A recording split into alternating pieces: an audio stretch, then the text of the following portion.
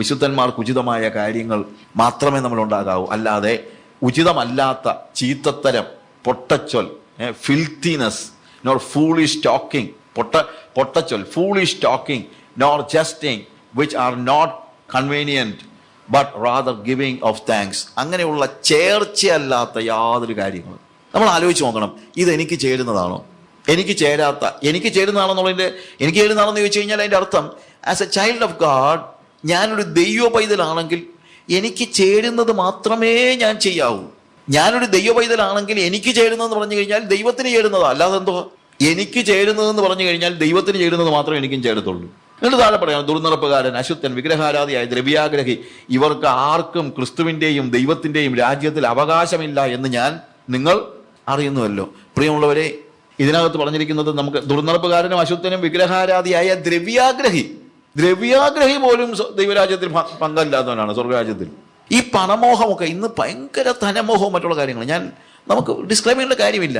That is a big something that hinders us to enter into the kingdom of God. ദൈവരാജ്യത്തിലേക്ക് പ്രവേശിക്കുന്നതിന് തടസ്സമാണ് നമ്മുടെ ദ്രവ്യാഗ്രഹം പോലും. പിന്നെ ദുർനടപ്പും അശുദ്ധിയും വിഗ്രഹാരാധന അല്ലെങ്കിൽ മറ്റുള്ള കാര്യങ്ങളെ കുറിച്ച് പറയേണ്ട കാര്യം പോലുമില്ല. അപ്പോൾ നമ്മുടെ ജീവിതത്തിൽ ഇങ്ങനെയുള്ള യാതൊരു കാര്യം, വ്യർത്ഥ വാക്കുകളാൽ ആരും നിങ്ങളെ ചതിക്കരുത്. ഈ വക നിമിത്തമല്ലോ ദൈവകോപം അനുസരണം കെട്ടവരുടെ മേൽ വരുന്നത്. വ്യർത്ഥ വാക്കുകൾ, vain talking, let no man deceive you with vain words. നിങ്ങൾ അവരുടെ കൂട്ടാളികൾ ആകരുത്. മുമ്പേ നിങ്ങൾ ഇരുളായിരുന്നു, ഇപ്പോഴോ കർത്താവിൽ വെളിച്ചമാകുന്നു. കർത്താവിന് പ്രസാദമായത് എന്തെന്ന് പരിശോധിച്ച് വെളിച്ചത്തിലുള്ളവരായി നടന്നുകൊള്ളുവിൻ. സകല സൽഗുണവും നീതിയും സത്യവുമല്ലോ വെളിച്ചത്തിന്റെ ഫലം. ഇരുട്ടിന്റെ നിഷ്ഫല പ്രവർത്തികൾക്ക് കൂട്ടാളികളാകരുത്. അവയെ ശാസിക്കുക അത്ര വേണ്ടത്. അവർ ഗൂഢമായി ചെയ്യുന്നത് പറവാൻ പോലും ലജ്ജയാകുന്നു. അവയെ ശാസിക്കുമ്പോഴോ സകലത്തെയും കുറിച്ച് വെളിച്ചത്താൽ ബോധം വരും. ബോധം വരുന്നതെല്ലാം വെളിച്ചം പോലെ തെളിവല്ലോ. അതുകൊണ്ട് ഉറങ്ങുന്നവനെ ഉണർന്ന് മരിച്ചവരുടെ ഇടയിൽ നിന്ന് എഴുന്നേൽക്കുക, എന്നാൽ ക്രിസ്തു നിന്റെ മേൽ പ്രകാശിക്കും എന്ന് ചൊല്ലുന്നു. നോക്കുക, ഇനി കിടന്ന് ഉറങ്ങാൻ സമയമില്ല. ഉറങ്ങുന്നവനെ ഉണർന്ന് മരിച്ചവരുടെ ഇടയിൽ നിന്ന് എഴുന്നേൽക്കുക. എന്നാന്ന് ചോദിച്ചു കഴിഞ്ഞാൽ, നമ്മുടെ കൂടെ നടന്നവര് ഒക്കെ ഉറങ്ങുകയായിരുന്നു, പക്ഷെ കുറച്ച് കഴിഞ്ഞപ്പോഴത്തേക്ക് ഉറങ്ങി അവരൊക്കെ ചത്തുപോയി. അതുകൊണ്ട് നീയും കുറച്ചാളുടെ കിടന്നാൽ എന്തോ സംഭവിക്കും? ഉറങ്ങി ചത്തുപോകും. ഇതിനെക്കുറിച്ച് ബോധമില്ലാതെ നമ്മൾ ഇന്നിപ്പം നമ്മൾ പറഞ്ഞ കാര്യങ്ങളുടെ അവസാനത്തെ ലെവലിലേക്ക് നമ്മൾ വരുമ്പോഴത്തേക്ക് ഞാൻ പറയുകയാണ്, നമ്മൾ ഈ പഠിച്ച കാര്യങ്ങൾ വളരെ പ്രായോഗികമായ കാര്യങ്ങളാണ് ഞാൻ പറഞ്ഞതെല്ലാം. ദൈവവും മനുഷ്യനും തമ്മിലുള്ള ബന്ധം, മനുഷ്യനും തമ്മിലുള്ള ബന്ധം, ദൈവവും സഭയും തമ്മിലുള്ള ബന്ധം, സഭയിൽ ദൈവം വെച്ചിരിക്കുന്ന ബന്ധങ്ങൾ, സഭയിലെ സഹോദരങ്ങൾ തമ്മിലുള്ള അന്യോന്യ ബന്ധം, ഇതെല്ലാം നമ്മൾ പറഞ്ഞു. ഇതിനെക്കുറിച്ചൊന്നും ബോധമില്ലാതെ പിന്നെയും കിടന്ന് ഉറങ്ങിയാൽ ഒടുവിൽ ഉണരാൻ പോലും കഴിയാതെ മരിച്ചവരായി തീരും നമ്മൾ. കാര്യം, ഇതിനെക്കുറിച്ച് ബോധമില്ലാതെ കിടന്നുറങ്ങിയ കുറേ എണ്ണം നമ്മുടെ അടുത്തുണ്ടായിരുന്നു. അതുകൊണ്ടാണ് പറഞ്ഞത്, ഉറങ്ങുന്നവനെ ഉണർന്ന്, ഉറങ്ങുന്നവരുടെ ഇടയിൽ നിന്നല്ല പറഞ്ഞിരിക്കുന്നത്, മരിച്ചവരുടെ ഇടയിൽ നിന്ന് എഴുന്നേൽക്കാമെന്ന്. എന്നാൽ ക്രിസ്തു നിന്റെ മേൽ പ്രകാശിക്കും. നമുക്കിന്ന് ആവശ്യമായിരിക്കുന്നതാണ്, ക്രിസ്തു നമ്മുടെ മേൽ പ്രകാശിക്കണം. ക്രിസ്തു നമ്മുടെ മേൽ പ്രകാശിക്കണം. ക്രിസ്തു നമ്മുടെ മേൽ പ്രകാശിക്കണമെങ്കിൽ വീണ്ടും ഉറങ്ങിക്കിടന്നാൽ പറ്റത്തില്ല. ഉറങ്ങുന്നവന്റെ മേൽ ദൈവം പ്രസാദിക്കുന്നില്ല, പ്രകാശിക്കുന്നില്ല. We need to see that we are living. ഈ ഉറക്കക്കാരുടെ ഇടയിൽ നിന്ന് എഴുന്നേൽക്കുക, അവരെ വിട്. അവരോട് നിങ്ങൾ കൂട്ടാളികൾ ആകരുത്. അവയെ ശാസിക്കുക അത്രേ വേണ്ടത്. മുകളിൽ പറഞ്ഞ കാര്യങ്ങളെല്ലാം നിങ്ങളൊന്ന് വായിച്ചു നോക്കുക. വിശ്വാസിക്കത്ര നമുക്കൊന്ന് ഉണർന്ന് എഴുന്നേൽക്കണം. എഴുന്നേറ്റ് അവരുടെ ഇടയിൽ നിന്ന് ഒരു സെപ്പറേഷൻ ഉണ്ടാകണം. സഭയിൽ നിന്ന് നഷ്ടപ്പെട്ടുകൊണ്ടിരിക്കുന്ന ഉപദേശമാണ് സെപ്പറേഷന്റെ ഉപദേശം.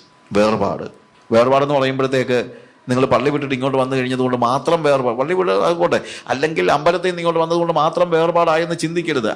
വേർപാടെന്ന് പറഞ്ഞു കഴിഞ്ഞാൽ അല്ലെങ്കിൽ ലോകത്തിൽ നിന്നുള്ള വേർപാട് നമുക്ക് അത്യന്താപേക്ഷിതമാണ്. ലോകത്തിലുള്ള വേർപാടാണ് ഒന്നാമത്തെ വേർപാട്. എന്നാൽ സഭയിൽ ഈ കാര്യങ്ങളെക്കുറിച്ച് ബോധ്യമില്ലാതെ മരിച്ചു കിടക്കുന്ന ആളുകളുണ്ടെങ്കിൽ അവരുടെ ഇടയിൽ നിന്നും എന്തു വേണം? വേർപാട് ആവശ്യമുണ്ട്. അതുകൊണ്ട് ഇരുട്ടിന്റെ നിഷ്ഫല പ്രവർത്തികളിൽ കൂട്ടാളികളാകരുത്. അവയെ ശാസിക്കത്രേ വേണ്ടത്. അവർ ഗൂഢമായി ചെയ്യുന്നത് പറവാൻ പോലും ലജ്ജയാകുന്നു. അവയെ ശാസിക്കുമ്പോഴോ സകലത്തെയും കുറിച്ച് വെളിച്ചത്താൽ ബോധം വരും. എന്നിട്ട് അവിടെ പറയുന്ന കാര്യം എന്താണെന്ന് ചോദിച്ചു കഴിഞ്ഞാൽ, അവരുടെ ഇടയിൽ നിന്ന് നിങ്ങൾ എന്ത് ചെയ്യണം?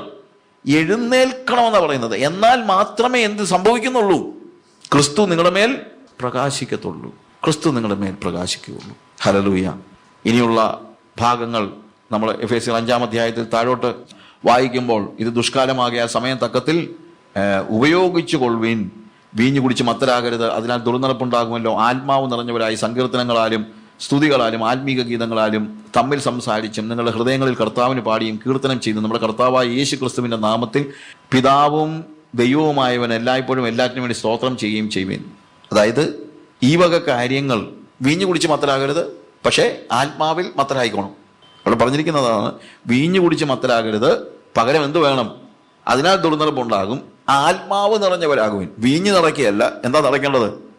ആത്മാവ് നിറഞ്ഞവരാകുവിൻ. ആത്മാവ് നിറഞ്ഞവരായി സങ്കീർത്തനങ്ങളാലും സ്തുതികളാലും ആത്മീയ ഗീതങ്ങളാലും തമ്മിൽ സംസാരിച്ചും. അവിടെ എല്ലാം അന്യോന്യമുള്ള ബന്ധമാണ് നമ്മുടെ സംസാരത്തിൽ. അല്ലാതെ ആത്മാവ് നിറഞ്ഞവരായി സങ്കീർത്തനങ്ങളാലും സ്തുതികളാലും ആത്മീയ ഗീതങ്ങളാലും എന്താണ്? നിങ്ങൾ ദൈവവുമായിട്ട് മാത്രമല്ല, തമ്മിൽ സംസാരിച്ചും നിങ്ങളുടെ ഹൃദയങ്ങളിൽ കർത്താവിന് പാടിയും കീർത്തനം ചെയ്യും നമ്മുടെ കർത്താവായ യേശു ക്രിസ്തുവിന്റെ നാമത്തിൽ ദൈവവും പിതാവുമായവൻ എല്ലായ്പ്പോഴും എല്ലാറ്റിനും വേണ്ടി സ്തോത്രം ചെയ്തു കൊള്ളുവിൻ. അടുത്ത ഭാഗങ്ങൾ ഞാൻ ഡിസ്ക്രൈബ് ചെയ്യുന്നില്ല, പക്ഷേ അടുത്ത ഭാഗങ്ങൾ പറയുന്നത് നമ്മുടെ റിലേഷൻ അവിടെ നിന്ന്, അതായത് സഹോദരങ്ങൾ തമ്മിലുള്ള റിലേഷൻ പോലെ തലയും ശരീരവും തമ്മിലുള്ള ബന്ധം, നമ്മൾ ആ ശരീരത്തിൻ്റെ അവയവങ്ങൾ തമ്മിലുള്ള ബന്ധം, അടുത്തത് ആ അവയവങ്ങൾ തമ്മിലുള്ള ബന്ധത്തിലെ ഓരോ സെഷൻസ് ആണ്. 5-ാം അധ്യായത്തിൻ്റെ 21 മുതലുള്ള വാക്യങ്ങൾ നമ്മൾ വായിക്കുമ്പോൾ ഈ ബന്ധം കുടുംബജീവിതത്തിൽ എങ്ങനെയായിരിക്കുന്നു എന്നുള്ളതാണ്.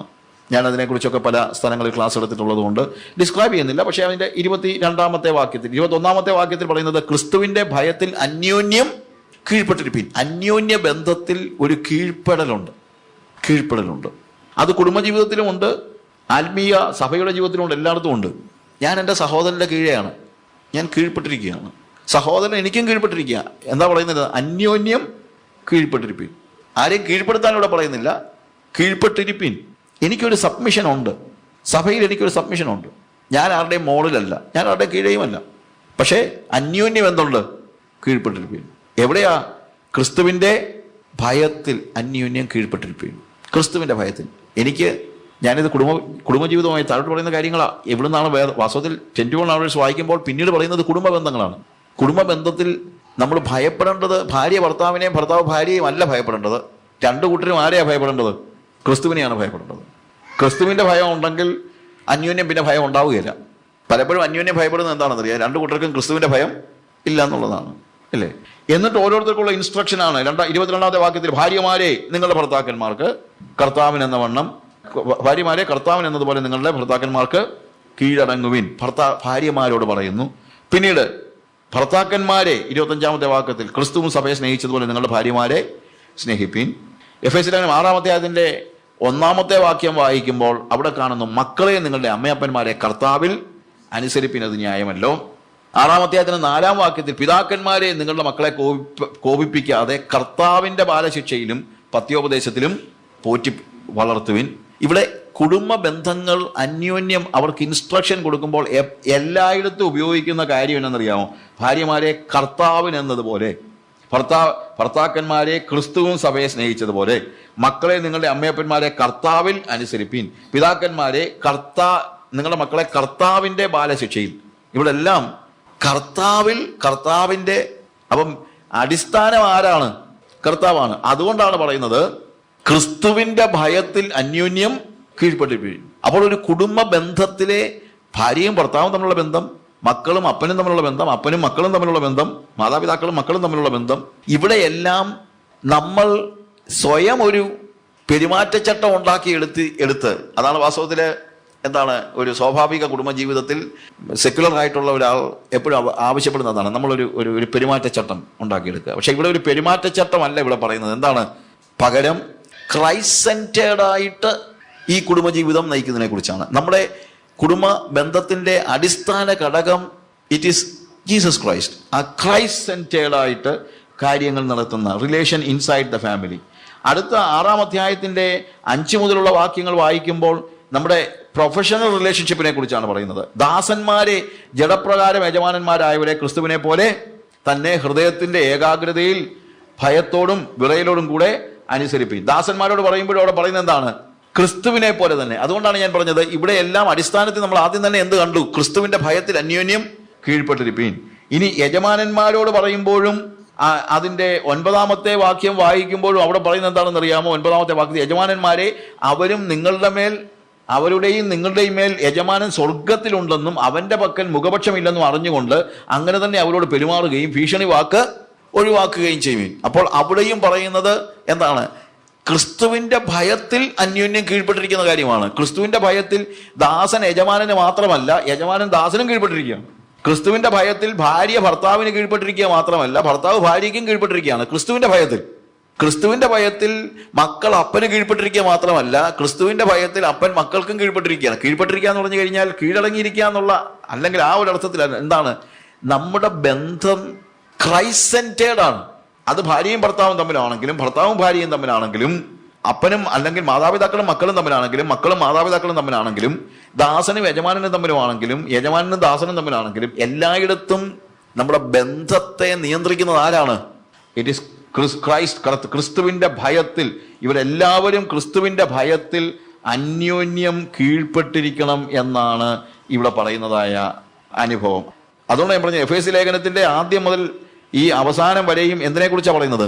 ബന്ധങ്ങളെ കുറിച്ചാണ്. ദൈവവും മനുഷ്യനും തമ്മിലും, പിന്നെ നമുക്കുള്ള അന്യോന്യ ബന്ധങ്ങളും. ഒന്ന് God and man, then man and man. ആ മാൻ ആൻഡ് മാൻ എന്ന് പറയുന്നിടത്ത് പല ഡിവിഷൻസ് ഉണ്ടാകാം, പക്ഷേ അടിസ്ഥാനപരമായി 2 ബന്ധങ്ങളാണ്. എന്ത്? ദൈവവും മനുഷ്യനും, മനുഷ്യനും മനുഷ്യനും. ആ മനുഷ്യനും മനുഷ്യനും എന്ന് പറയുന്നിടത്ത് ഒരു പക്ഷേ ചർച്ചിനകത്തെ ബന്ധങ്ങളുണ്ട്, ചർച്ചിന് പുറത്തെ ബന്ധങ്ങളുണ്ട്, കുടുംബത്തിനകത്തെ ബന്ധങ്ങളുണ്ട്, പ്രൊഫഷണൽ റിലേഷൻ ഉണ്ട്, പല റിലേഷൻസ് ഉണ്ട്. പക്ഷെ എല്ലാം റിലേഷനെ കുറിച്ചാണ് പറയുന്നത്, എല്ലാം ബന്ധങ്ങളെ കുറിച്ചാണ് പറയുന്നത്. അതിനെല്ലാം ഉള്ള ഇൻസ്ട്രക്ഷൻസ് നമുക്കുണ്ട്. അങ്ങനെ നല്ല ബന്ധങ്ങളെല്ലാം നമുക്കുണ്ട്. ആ ബന്ധങ്ങളെ കുറിച്ച് നമുക്ക് ബോധ്യമുള്ളവരായിരിക്കണം. കാരണം എന്താണെന്ന് വെച്ച് കഴിഞ്ഞാൽ ഇത് ദൈവത്തിന്റെ ആത്യന്തികമായ പദ്ധതിയാണ്. എന്താണ് ദൈവത്തിന്റെ ഹിതത്തിന്റെ മർമ്മം? എന്താണ്? സ്വർഗത്തിലും ഭൂമിയിലുള്ളതെല്ലാം പിന്നെയും ക്രിസ്തുവിൽ ഒന്നായി ചേരുക. അതാണ് അതാണ് ദൈവഹിതത്തിന്റെ മർമ്മം. ആ പദ്ധതിയിലെ, അതായത് അവന്റെ ആത്യന്തിക പദ്ധതിയുടെ തുടക്കം യേശു കർത്താവിനെ ഭൂമിയിൽ കാലസമ്പൂർണതയിൽ ദൈവം തന്റെ പുത്രനെ സ്ത്രീയുടെ സന്തതിയായി അയച്ചു. അവിടെ മുതൽ കാലസമ്പൂർണത തുടങ്ങുകയാണ്. എന്തിനാണ് പുത്രനെ അയച്ചത്? വീണ്ടെടുപ്പിലൂടെ മനുഷ്യനെയും ദൈവത്തെയും ഒന്നിപ്പിക്കുവാൻ, പിന്നീട് മനുഷ്യനെയും ഒന്നിപ്പിക്കുവാൻ. ഇത് നമ്മൾ ഇവിടെ വെച്ച് തന്നെ, ഭൂമിയിൽ വെച്ച് തന്നെ ദൈവവും മനുഷ്യനും തമ്മിൽ ഒന്നിക്കുന്നു, മനുഷ്യനും തമ്മിൽ ഒന്നിക്കുന്നു. എന്നാൽ വരാൻ പോകുന്ന ആ വീണ്ടെടുപ്പ് നാളിന്റെ പൂർത്തീകരണത്തിൽ എന്ത് സംഭവിക്കുന്നു? സ്വർഗത്തിലും ഭൂമിയിലുള്ളതെല്ലാം, പ്രകൃതിയും പ്രപഞ്ചവും എല്ലാം പിന്നെയും എന്താണ്? ക്രിസ്തുവിൽ ഒന്നായിത്തീരുന്ന അവസ്ഥ. അതിനുവേണ്ടി ഉള്ള പ്രിപ്പറേഷനാണ്. വരാൻ പോകുന്ന ആ മഹാസംഗമത്തിന്റെയും മഹാസംസർഗത്തിന്റെയും പ്രിപ്പറേഷനാണ് ഇന്നിവിടെ ഭൂമിയിൽ നടന്നുകൊണ്ടിരിക്കുന്നത്. ഇനി 6-ാം അധ്യായത്തിന്റെ 10-ാമത്തെ വാക്യത്തിൽ, ഒടുവിൽ കർത്താവിലും അവന്റെ അമിത ബലത്തിലും ശക്തിപ്പെടുവിൻ.